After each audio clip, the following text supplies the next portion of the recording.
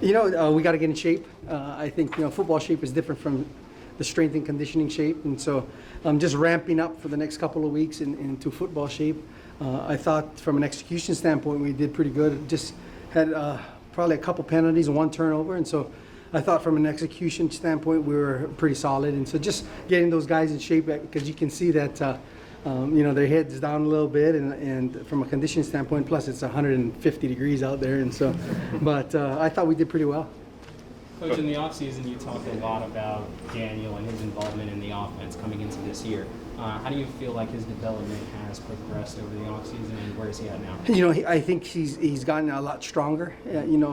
From a physical standpoint, he's not guessing anymore, and he's more anticipating things that are happening. He's grown a lot, just from a maturity standpoint. I'm just saying from a personality, just from a professionalism standpoint. I think he's going to have a great year. What kind of role do you envision for him this year next to Rashad and Chip?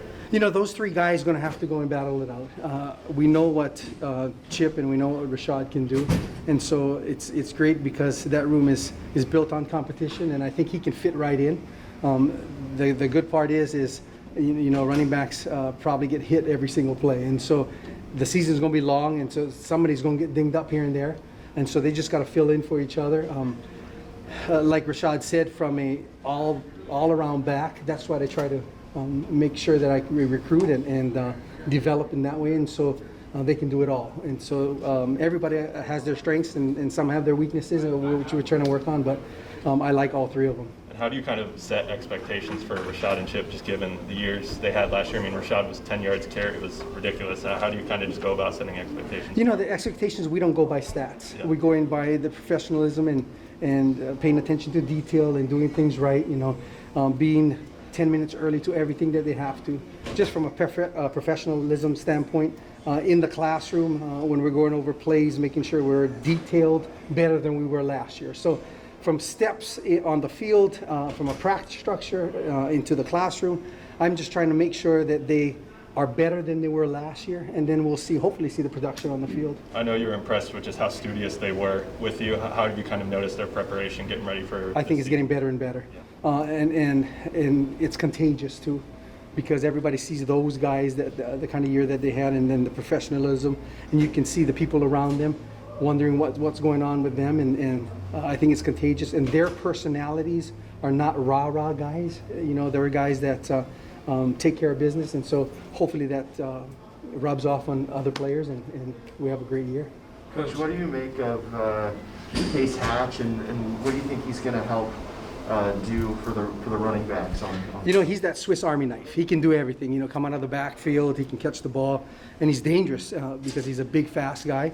We got to slow him down in practice because he's going to knock himself out. But from a physicality standpoint, he does everything right, and so I wouldn't be surprised that he could come in the backfield and carry the ball just as well as everything. But our guys trust him and his assignments and the way he's going to go about his business, and so he plays a huge part in our offense.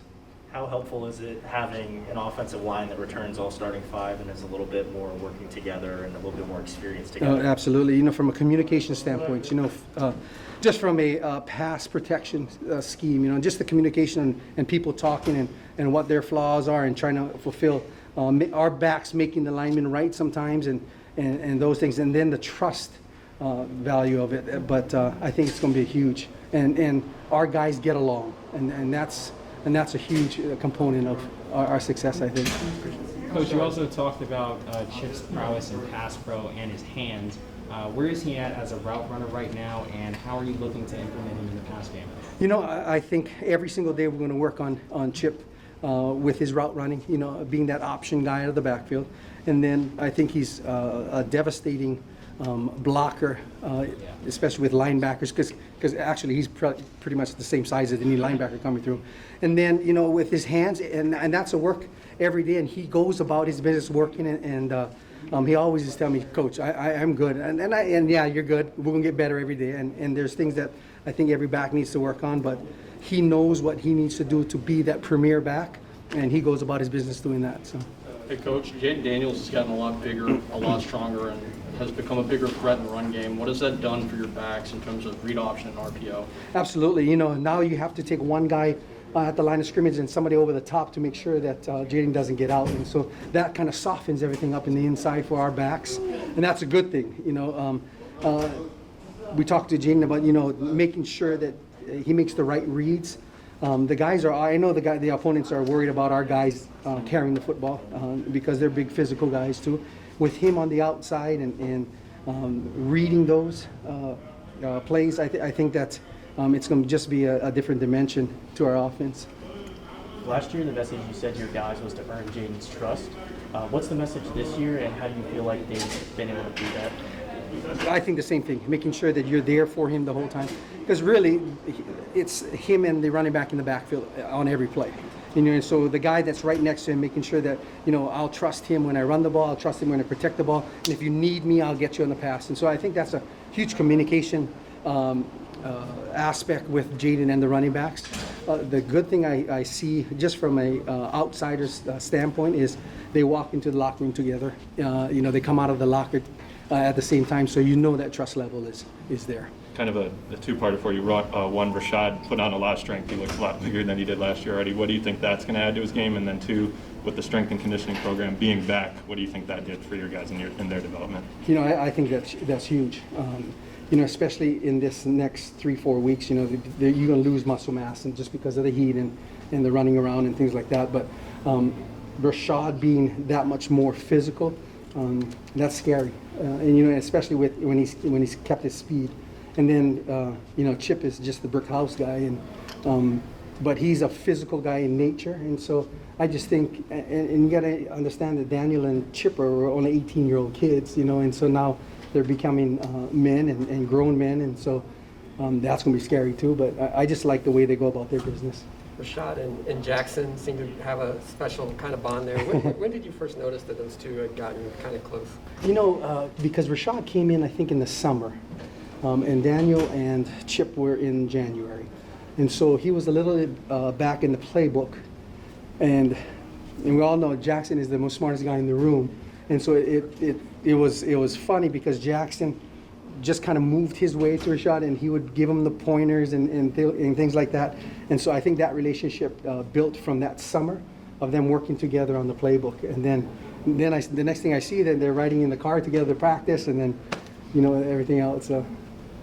Coach Edwards talked about, obviously, depending how people try and defend the run game with what you guys have been coming back. But how do you feel with the dominance and the strength of the running backs, even from a short season last year, helps the growth of the receivers in the offense? We understand that because of the strength, that's a catch-22, because they're going to bring people in the box, and so now we're going to have to be effective out on the perimeter, and we know what Jayden can do, and our receivers are going to have to live up to that because they're going to be called on in certain points too. So I think their growth every single day, knowing that we're going to have to get the ball out, because if we do that, and then it softens up for our guys inside. So I just told our guys in the running back room to make sure that you're patient, because maybe we got 6 guys to block and they got 9 in the box. I mean, we're going to be out, man, you can't get 10 yards every play. And so just being patient with the receivers and helping them grow as well. Coach, you've got so much talent on your depth chart this year. You want to keep guys with a hot hand, confidence up. How are you going to go about deploying guys in certain spots, and what's going to benefit the team the most? I just think that me being a running back as well, I kind of understand you need the ball in order to make sure that you have a rhythm. We're going to make sure that those guys get in rhythms. It could be series, it could be plays, it could be whatever it is. And then once it gets going, like I said before, whoever has a hot hand, the good thing about it is those 3 guys are very unselfish. So if they understand if that guy gets a hot hand, we're going to feed him. And so there isn't that ego that they fight about all the time. And you can see in practice, they'll substitute themselves out for each other. And that's a rare commodity, in a backfield, because most of the guys are for themselves. And I'm very, very lucky to have those 3 and the other 3, especially younger guys, to make up that room. And so hopefully they'll work together and complement each other.